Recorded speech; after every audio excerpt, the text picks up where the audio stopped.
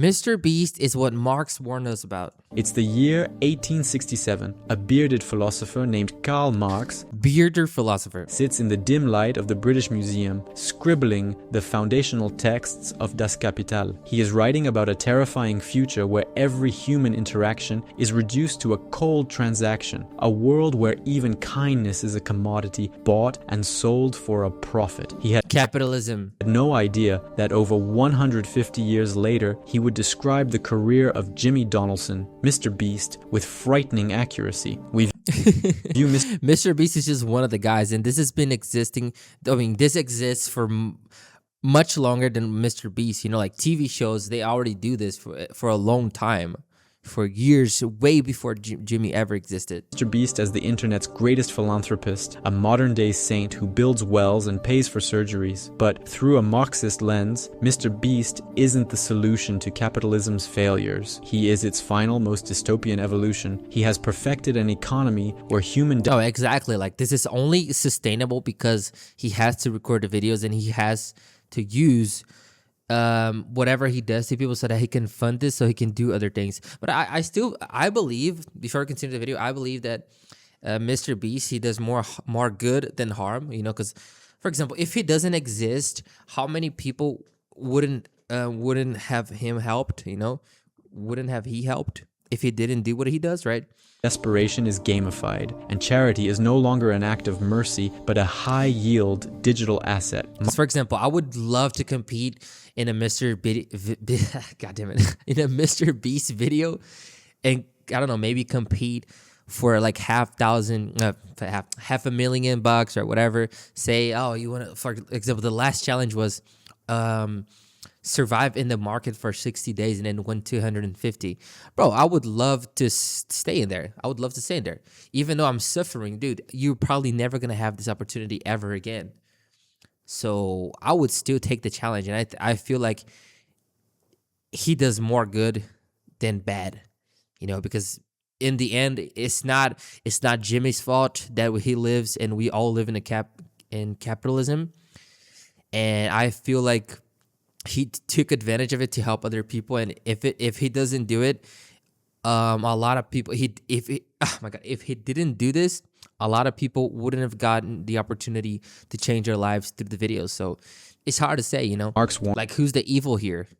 I don't think neither Mr. Beast is the evil guy or anything. It's just that we're all stuck in this system that we cannot get out of it, you know? Warned us that under late-stage capitalism, everything, even our empathy, would have a price tag. Mr. Beast didn't just find that price tag, he built a billion-dollar empire on it. This is how the world's most popular creator perfected the exact dystopian economy Marx predicted over a century ago: commodity fetishism. In the first volume of Das Kapital, Marx introduces a concept that explains why Mr. Beast's videos feel so mesmerizing yet so hollow. He wrote, "A commodity appears at first sight an extremely obvious trivial thing, but its analysis shows that it is a very queer thing, abounding in metaphysical subtleties and theological niceties. When you watch a Mr. Beast video, what are you actually looking at? You see a suitcase filled with $100,000. You see a brand new Lamborghini. You see a house being given to a homeless family. To the average viewer, these are just good deeds. But to Marx, these are commodities in their most fetishized form. In a Mr. Beast production, money is never just a medium of exchange, it is a prop. It is a visual effect designed to trigger a biological response." Marx argued that commodity fetishism occurs when the social relationships between people are masked by the exchange of objects. Think about it. When Jimmy hands a random person $50,000 for staying in a circle, we aren't seeing a social connection. We are seeing a person's value reduced entirely to the cash in their hand. We don't see the systemic poverty.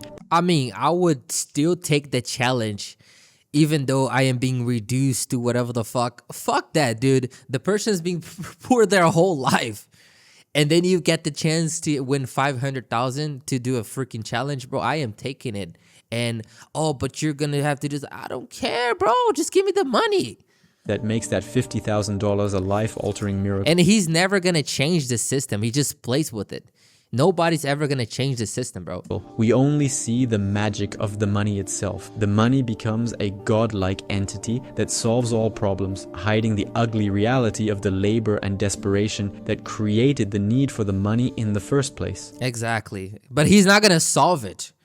He can only the only thing he can do is help the lucky ones in this pyramid of capitalism, and whoever's like lucky enough to be in a MrBeast video to win 1 million or 500K or whatever, at least it is some help that he can give, right? MrBeast is not giving away money in the traditional sense. He is converting human struggle into a high-yield digital asset. Marx warned that in a capitalist society, all that is holy is profaned. The sacred act of charity has been stripped of its human soul and redesigned to satisfy a recommendation algorithm. It is the ultimate commodification. Kindness itself has become a product you can subscribe to. Human alienation. Marx's Okay, let me see the comments. Let me see what people are talking about in the comments. Scary thing next generations may believe that this is what kindness looks like.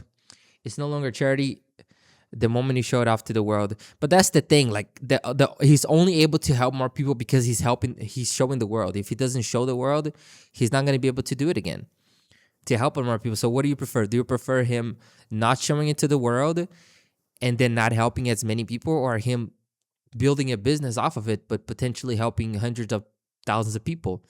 You know, feed pull, some kickback, the mercies unmarketable, blah blah blah. We aren't watching a Makes fix the world. We're watching a man prove that the world's broken beyond. Exactly. But that's the thing. What the real answer here, the real question is here, is this: what do you prefer? Do you prefer him helping people and like using the system to do it, or do you prefer him not doing anything at all and like portraying more and more poverty? Because if he doesn't help, if he doesn't do what he does, then the people who he helped, nobody's gonna help these people. For example, it's gonna be much harder for them to do anything. You know what I'm saying? So it is very complicated because I don't feel like we're ever gonna change. We're not gonna change capitalism, at least not in this generation. You know, nobody's ever gonna change it. And at the end of the day, for example, if I get to be chosen in one of the challenges and I win 500K, or anybody in the world who doesn't have anything, who's been given the opportunity, don't you think that's a good thing? You know what I'm saying? Of course, he portrays the bad, evil, capitalistic world, whatever, blah, blah, blah. Okay, but at the end of the day, he still helped somebody. And yes, it's annoying, but if he does it or if he doesn't do it, the system's going to continue anyway. So I still think that MrBeast is good because of the amount of people that he helps, you know. And whether he does the videos or not, capitalism is going to continue existing. It's never going to change. It's just like Netflix show. It's the same situation generally. You know how outside, blah, blah, blah. Okay. Imagine a cataract surgery was free. You wouldn't be able to mind people suffering in this aspect, at least. It can be free. If in Brazil, for instance. Okay. His theory of alienation is perhaps his most haunting critique of how capitalism breaks the human spirit. In his economic and philosophic manuscripts of 1844, he wrote, "The worker becomes all the poorer the more wealth he produces, the more his production increases in power and range. The worker becomes an ever cheaper commodity, the more commodities he creates." Now, look at a MrBeast challenge. A participant is placed in a white room for 100 days. Another is buried alive for 50 hours. Another survives in a wilderness for a week. On the surface, it's a game, but in Marx's terms, it is pure alienation. The participant is the worker, and their production is their own suffering. They are separated from their family, their environment, and their... Exactly, but in this case, it's worth it. In this case, it's worth it. If it wasn't for the opportunity, they wouldn't have the chance to win 500K, 300K in a lifetime. So if they weren't put in a position where they have to suffer for however much time, say a month or whatever, to win 100 grand, for example, they're not going to make that money anywhere else, especially if they're earning minimum wage. So it's still better for them to suffer in the video and have a chance to win that than not suffering at all and continue with their lives And most of these people are never going to be able to make this kind of money ever in their lives if they don't have enough structure, or they're not educated, they're not graduated, they don't have a high paying job, they don't have a degree, they don't have anything. Especially if they live in a third world country. It's just really hard. It's really hard. The basic human needs, all to produce a spectacle for a global audience. Marx argued that under capitalism, the worker is alienated from their species essence, their true human nature, by placing people in sensory deprivation or extreme physical conditions just to pay off student debt or buy a house. MrBeast literally strips them of their humanity to see how much Bro, this is value this is way too exaggerated. can be. He's not stripping nobody of their humanity. Fuck that shit. He's not doing none of it. The participant has the right to stop at any point. If the participant doesn't want to be there, they're tired, they don't want to do this anymore, they can just call it a day, they can just quit the thing, and they're done. They're not being mistreated. They accept the conditions to whatever challenge they're going to face. So I feel like the person in this video here is exaggerating a little bit. Squeezed out of their endurance. They aren't there because they want to play a game. They are there because they are economically coerced. In one video, a man stays in a circle for months to win money for his family. We watch his mental health decline. We watch him weep. This is exactly what Marx meant when he said the worker's labor becomes an object, an external existence that exists outside him, independent. Yeah, but it was still a good opportunity. I would take this opportunity. I would accept this suffering, knowing, for example, the place where I come from, and a lot of people from my country who they are never going to be handed a chance to win 500 grand. And it doesn't matter if they have to stay in the circle for a fucking month or 6 months or whatever, because if they don't do this, they're likely to not ever in their lives do this. Because they're going to be suffering in another job, for example, just to pay their bills, just to survive. So it's really complicated. As something alien to him. The contestants' pain is no longer their own. It belongs to the Beast brand. It is a raw material like coal or iron, mined from the human psyche and sold to us as entertainment. The more the contestant suffers, the more wealth the video generates. They are a cog in a machine that requires their total alienation to function. They sell their life activity to obtain the means of subsistence, turning their very existence into a game of survival. Exchange value. To understand the genius and the horror of the MrBeast model, we have to look at how he treats human life as a balance sheet. Marx famously distinguished between use value and exchange value. In value, price and profit, he noted, as exchange values, all commodities are merely definite quantities of congealed labor time. Take the video where MrBeast pays for 1,000 people to have cataract surgery. The use value of that act is immense. 1,000 people can now see. It is a genuine good, but in the logic of the channel, the exchange value is what matters. The cost of the surgeries is a variable capital investment. The congealed labor time is the months of planning and editing. The goal, to produce a thumbnail and a title that generates a surplus value of 150 million views. If curing 1,000 people only generated 100 views, the Beast empire would collapse. The mercy is only viable if it is marketable. This creates a terrifying feedback loop. Marx warned that capital must always seek to expand because the cost of curing blindness or building 100 houses is so high, the next video must be bigger, louder, and more viral to pay for the last one. This is... Yo, Tater, how's it going? Oh my god, you're here. Hello. The commodified charity loop. It is a self-sustaining... What's good? I'm watching MrBeast and Marx talking about MrBeast and capitalism, blah blah blah. You know, but I'm doing good. I think I'll join Roblox soon. I'm just finishing the video now, and then I'm gonna hop on. Like I'm trying to post it on YouTube, so I'm grinding, you know. But yeah, I'm gonna react to this video and then the other video, and then I'll see what I can do. We can play later. It's my second time doing live, man. I'm still getting used to this whole thing, you know. Microeconomy. It's so cool. Where the viewer's attention directly funds the next spectacle of wealth distribution. You, the viewer, are the consumer of this charity. Your attention labor is what gives the video value, which the brand then harvests to buy more good deeds. It turns the audience into passive participants in a digital coliseum. He's basically saying that what MrBeast does is like the reality of capitalism, because he is exchanging like the good that he does and making that a show. Like he's using people's suffering as a show, as a spectacle. And then like the question is this good or bad? I feel like whether he does this, he's still helping a lot of people regardless, because he said that, but the participant has to suffer, but there's a huge price, like they're making 500K sometimes, 300K.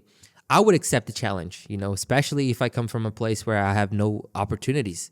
And like, it's not Jimmy's fault if the world's fucked up. You know what I'm saying? I don't know. It's just my opinion, but like, we're discussing here in this video.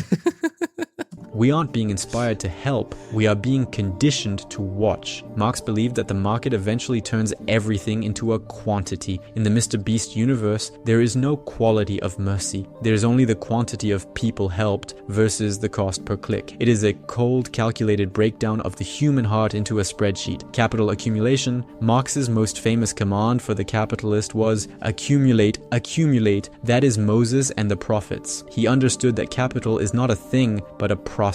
It has to move, it has to grow. If it stops, it dies. Jimmy Donaldson often says in interviews that he has $0 in his bank account because he reinvests every penny back into his videos. MrBeast ends every single month with $0 in his bank account. I mean, at the end of the day, I could spend less per videos if I want to. I'm just focused on making the best videos possible, period. I don't care about making money. I don't care about time. I don't care about anything. I just want to make the best videos on the planet. But at any point, if I was like, I need to stop losing money, don't spend $1 million on the next video. Just spend $100,000. You know what I mean? Many see this as the That's crazy, bro. ultimate proof of his selflessness, but to a Marxist, this is the most aggressive form of capital accumulation imaginable. Jimmy is not a person, he is the personification of capital. By refusing to consume his wealth and instead dumping it back into production, he is accelerating the growth of his beast empire at a rate that traditional charities could never dream of. Marx described the MCM cycle. Money is converted into a commodity, which is then sold for more money. MrBeast has perfected the MSM cycle. Money is converted into a spectacle, which is then sold for more money. Because he reinvests 100%, he is able to build a monopoly of attention. He creates a barrier to entry so high that no other creator can compete. This is the microeconomic engine your client asked about. By operating at a break-even point on individual videos, he is actually building a massive, high-yield digital asset, the brand itself. This brand can then launch Feastables, MrBeast Burger, and massive merchandising lines. The charity is the marketing department for a global conglomerate. Marx warned that as capital accumulates, it centralizes. We see this today. One man now controls the charity narrative for the entire internet. He has become a private state, providing the services like water, housing, and healthcare that the actual state has failed to provide. He is the benevolent dictator of the digital age. Exactly Dictator? the kind of I think you're exaggerating. prince of industry Marx feared would replace traditional society. I feel like MrBeast is just playing the game that he's been forced to play. Like everybody, nobody asked to be born. And no, I don't think anybody's changing the world. We're not changing capitalism. So he found a way to play a game, and then he played that game. And then, of course, there are the evil part of it, because like you have to. We all have to watch someone else suffering, so that the engine keeps rotating, But at the same time, if he does not exist, and I said that before, if he does not exist, these people who were like helped by him, they wouldn't have been helped, The Reserve Army. Finally, we have to look at the people who aren't in the videos. Marx spoke of the Industrial Reserve Army, a mass of desperate, unemployed people who exist on the fringes of society. He wrote, "The Industrial Reserve Army, during the periods of stagnation, weighs down the active labor army. During the periods of overproduction and paroxysm, it holds its pretensions in check. In every MrBeast challenge, there are 100, 1,000, or even 10,000 people, but for every person in in that video, there are millions more in the comments begging for a chance. Jimmy, please help me pay my mom's medical bills. Like, Jimmy, I'm about to lose my house. This is the reserve army of the beast economy. They are the millions of desperate souls who make the contestants replaceable. Marxism teaches us Exactly.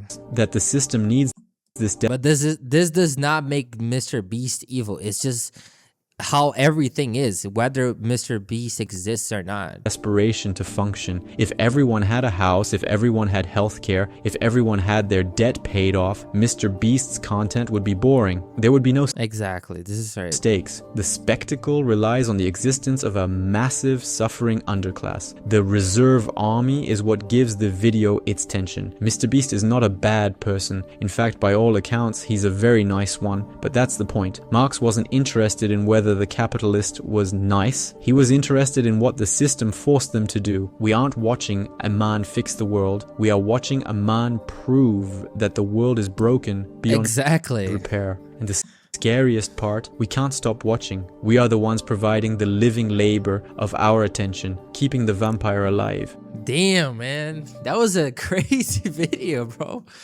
Damn. Damn, what the fuck? Yo. Hold on. YouTube.